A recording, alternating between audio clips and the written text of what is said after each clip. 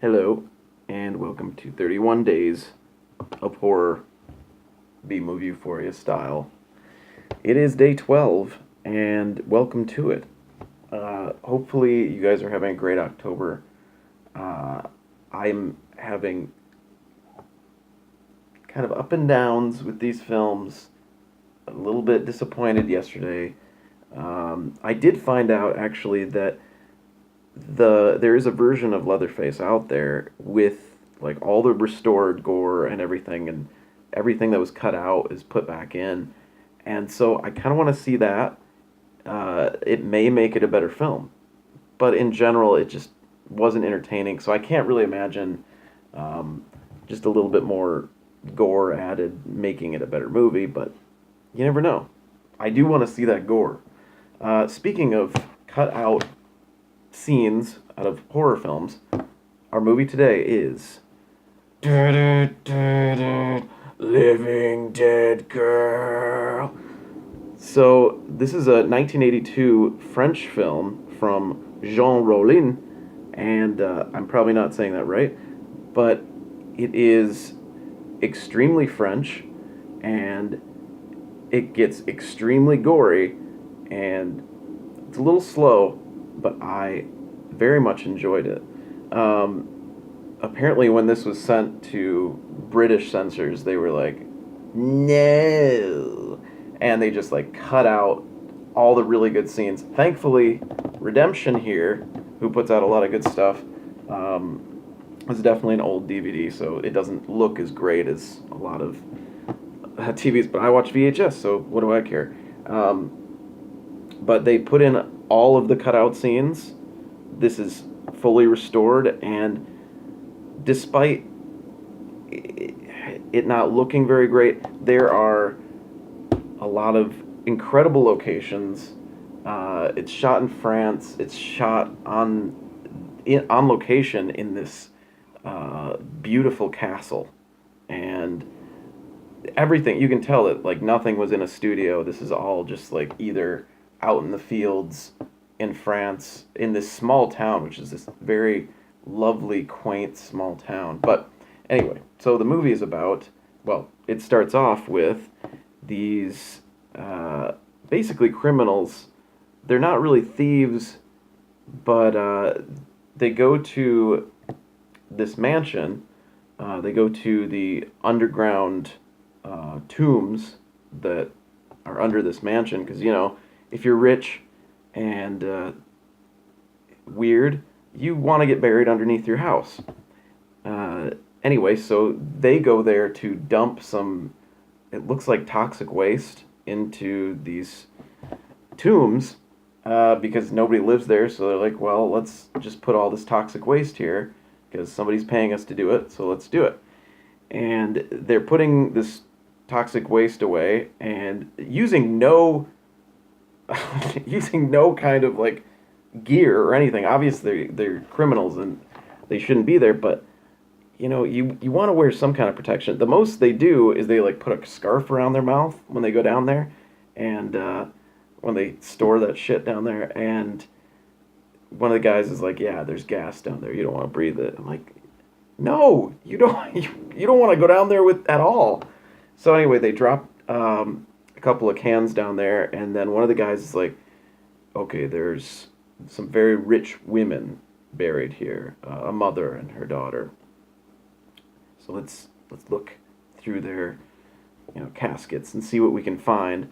So the one thief, criminal guy, is looking through the mother's casket, while the other guy goes over to the daughter's casket, Catherine, and suddenly there's like an earthquake, and the toxic waste spills and starts seeping out, and this somehow miraculously awakens Catherine, and she immediately has these super long nails, which you can kind of see on here, and she just stabs that guy in the neck, and they're just no, that's later. She stabs him in the eyes. She stabs him directly in the eyes, and he's great scream, by the way, excellent scream. There's blood squirting out everywhere, and then she goes and kills the other guy. And what's up, cat? Anyway, so she kills those guys, and then she just starts walking around this estate. And while she's doing that, there is this couple that's taking photographs, and they're constantly bickering about like, he's like, I want you're a photographer now. She's like, no, I'm an actress. He's like, no, you're a photographer. And anyway, so she's taking pictures, and she spots Catherine and takes some pictures of her and just thinks she's lovely. And then she kind of wanders back into this castle slash mansion and just is wandering around for a while. That's basically what's happening. And she finds the woman who's been trying to sell the castle and her boyfriend, who she invited over. She finds them, immediately slits the guy's throat, does that, and rips his throat out, and then goes from him to her and cuts his throat out. But at the same time, she's just kind of walking around very, very like, I don't know what's happening to me. I don't understand. But at the same time, she's viciously murdering people. So, we find out that through flashbacks that Catherine had this friend when she was a young girl named Helena. And her and Helena made a blood oath one day in the barn. Uh, Basically, if I ever die, or if you ever die, I will follow you. And they clearly loved each other, but whatever. Helena calls up the mansion because her friend, has been long dead, 2 years dead. Which, by the way, uh, Catherine looks pretty good for being dead for 2 years. She's not even pale. Well, I mean, she's a little pale. She's blonde, but she looks fine. Anyway, she calls up the mansion, and Helena is like, hello, hello. And Catherine has been carrying this music box around that she found in her old bedroom, and she just opens up the music box, and Helena hears this, and she's like, Catherine? Catherine? And so she drives to the mansion, sees this destruction and blood everywhere that her friend has caused, sees that her friend is alive, and decides to help her stay alive, i.e., getting more bodies for Catherine to eviscerate and munch on. And munch she does. There is plenty of blood. There's plenty of like great gore scenes.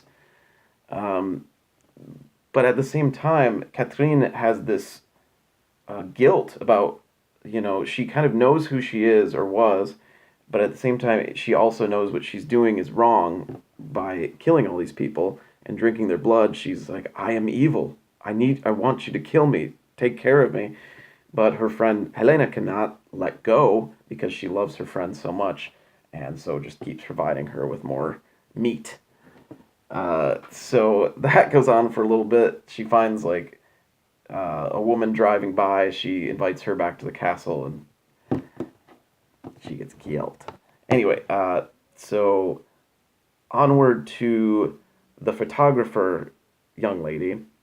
Starts investigating more, finds out that Catherine is supposed to be dead because she asked the townspeople. And so she decides to go back to the castle to investigate further, finds out what's going on, and immediately runs back to town where her boyfriend is just like, no, you don't know what you're talking about. I am so deathly sick of these characters in horror films. The ones that are just like, you imagined it. You don't know what you saw. I'm so sick of that because it's such an old trope where just the deniers in horror films. I know they have to be there because someone has to be the, plausible deniability where they're like, okay, this isn't real. This is crazy what you're saying. Anyway, it gets a little old. And her boyfriend doesn't believe her. There's this, like, party in the town square and everyone's dancing and having a good time.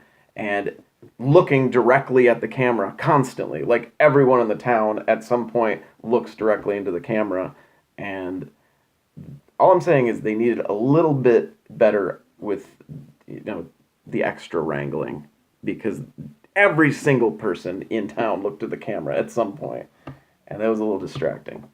Finally convinces her boyfriend to go out to this castle because of all the shit's going down, and then the ending, I can't even tell you because it is this extremely violent, extremely bloody, insane ending. All I can say is that the last scene just blew me away. And it was some incredible acting from the girl who played Catherine. And apparently, the cast and crew, because there's this, I'm not going to ruin anything, but at the very end, Catherine is basically screaming and screaming, and ah! And it is very, very frightening and very effective. And the cast and crew apparently thought she had gone insane.